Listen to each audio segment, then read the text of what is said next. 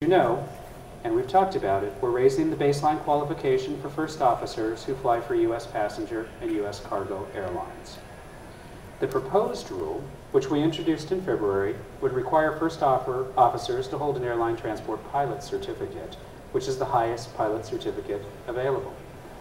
And not only do we want to require the certificate, but we also propose to increase the training to achieve it. For example, we believe that it's necessary to have both academic and flight training in critical operating skills. This includes learning more about high-altitude aerodynamics, handling stalls and upsets, and knowing how to perform multi-pilot operations.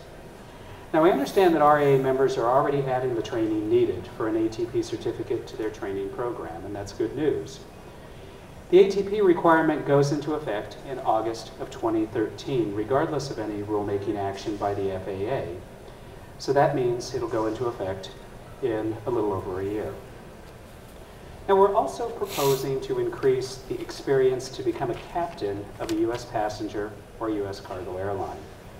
You would need at least 1,000 hours in multi-crew air carrier operations before upgrading to captain. Now, this would not include flights such as crop dusting or banner towing, but actual air carrier experience. Now, later in the conference, John Duncan of the FAA will discuss this topic of how to recruit more young people into the aviation industry. And we've had a lot of conversation about, do these changes actually in any way affect the shortage of professionals in the aviation industry in the future? And that's a big question, and it's something that we need to work together to resolve. But what we need to find is a solution that enables us to ensure the highest levels of safety in the aviation industry. Now, once crew members are hired, we also want to ensure that the baseline training they receive is updated and applicable to all the types of environments that they're going to face in their jobs. We're working on a final rule for pilot and crew training that will improve safety. It would require pilots to demonstrate their skills in real scenarios, situations they might actually encounter in the cockpits in flights. Now, of course, many of you are familiar with AQP, the Advanced Qualification Program. This is a voluntary FAA crew member training program which incorporates many of the safety enhancements in the proposed rule. And I know that many of you have benefited from this kind of training, and we want everyone to be able to do so.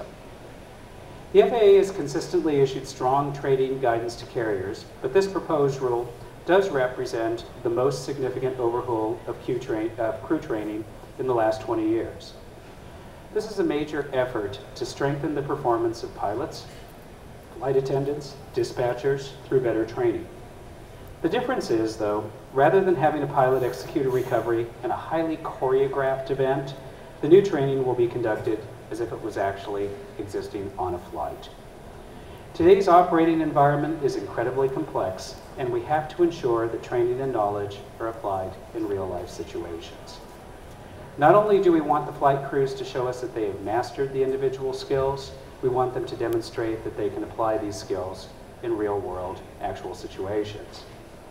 And those real-world situations are always changing in a dynamic industry like ours.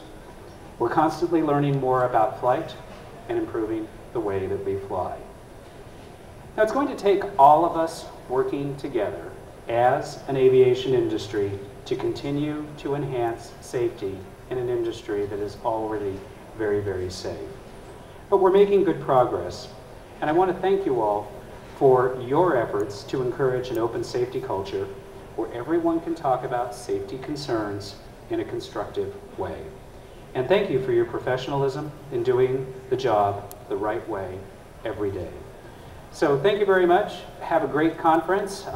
You have a wonderful program ahead of you in the next couple of days, and I'm sure there will be a lot of productive discussions that take place. And so thank you very much. Be happy to take your questions.